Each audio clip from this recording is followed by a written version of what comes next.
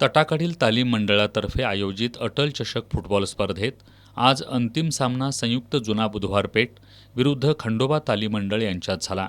यावेळी दोन्ही संघांच्या समर्थकांनी सामना पाहण्यासाठी गर्दी केली होती.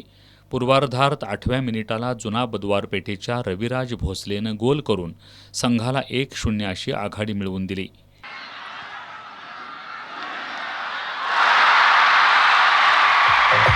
या गोलची परतफेड करण्यासाठी खंडोबाच्या अमीन खजीर, पृथ्वीराज साळोखे यांनी मारलेले जोरकस फटके बुधवार पेठेचा गोलरक्षक शुभम घराळेनं रोखले.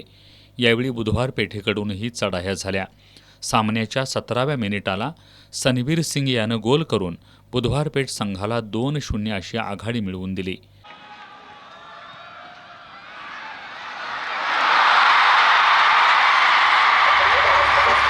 त्यापाठोपाठ 23व्या मिनिटाला एका कॉर्नर पासवर रिंकू सेठ यानं हेडद्वारे तिसरा गोल करून 3-0 अशी बुधवारपेठ संघाला भक्कम आघाडी मिळवून दिली.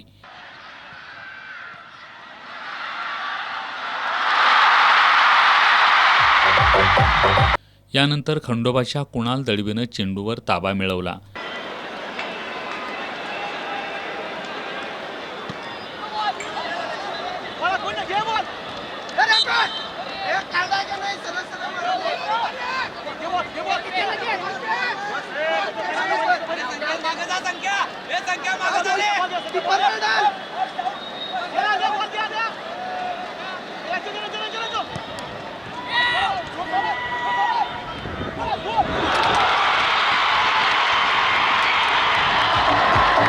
त्यानंतर बुधवारपेठच्या रविराज भोसलेनं मारलेली कॉर्नर किक खंडोबाचा गोलरक्षक आकाश मेस्त्रीनं रोखण्यात यश मिळवलं.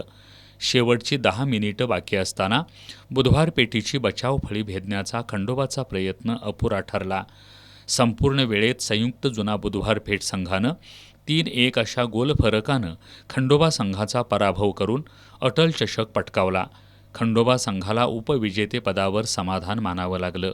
या सामन्यात बुधवारपेठ संघाचा शुभम घराळे सामनावीर तर खंडोबाचा कुणाल दळवी हा लढवय्या खेळाडू ठरला.